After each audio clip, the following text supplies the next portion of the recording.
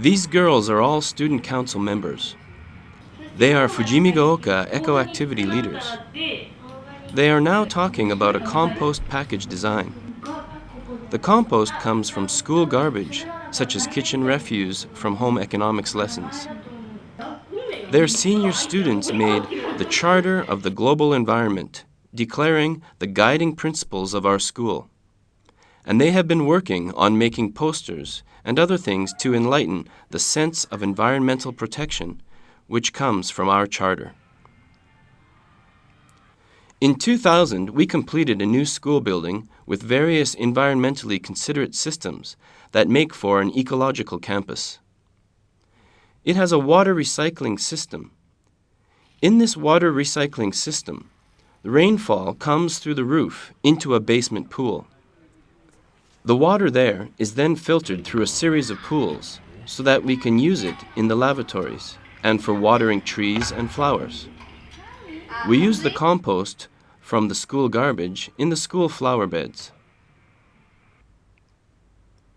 Another valuable use of our filtered rainwater is the biotope pool.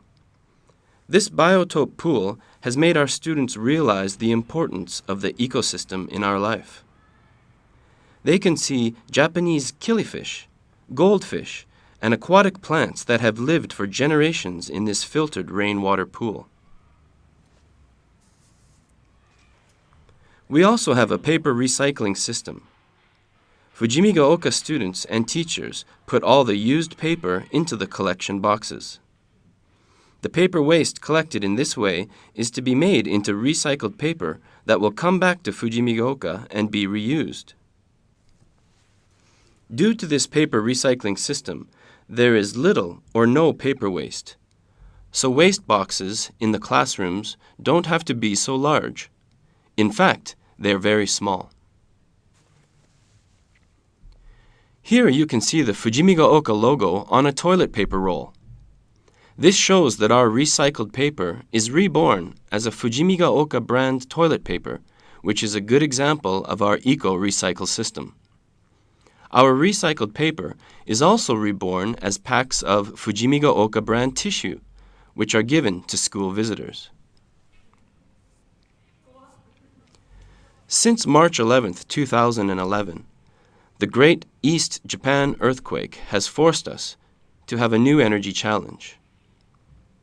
That is, how we should develop new practices to meet our needs through sustainable energy.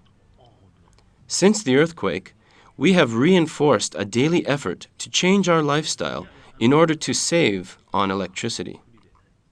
For emergencies, we have stored electricity through solar panels on the roof of the school building. The amount of electricity stored through the solar panels is monitored and displayed not only to the students, but also to the people outside the school, with the aim of letting them understand our concern for the issue of sustainable energy. We turned garbage into compost. We gave the compost to our guests as a token of the Fujimigaoka eco-activity. This is our way of expressing Fujimigaoka's attitude toward the environmental issue. Namely, we don't throw away food waste. We change kitchen refuse from home economics class into compost and reuse it in the school flower beds. In addition to this, our eco-activity leaders proposed a new project to improve the reuse of food waste. Why don't we sell the compost at our school festival? Can we get them to think of how to reuse food waste through selling compost? There were frank exchanges of opinions, starting with this idea. Shall we ask neighboring residents to cooperate in this program? Let's make compost with neighboring residents. Our eco-activity must go outside of the bounds of our school.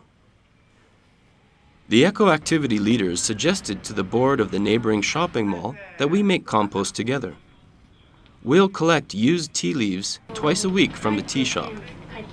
We'll add the kitchen garbage of our school to that, and we'll turn garbage into compost at our school. We'll sell the compost not only at the school festival, but also at the neighborhood festivals as well. That became the topic of our meeting.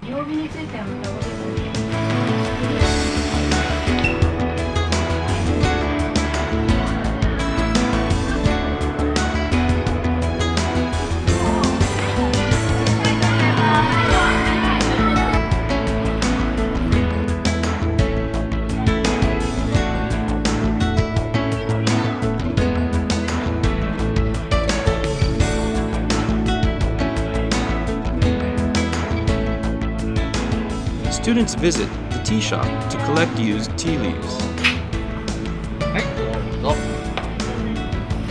Our school garbage disposer is just big enough for our school to make a little compost.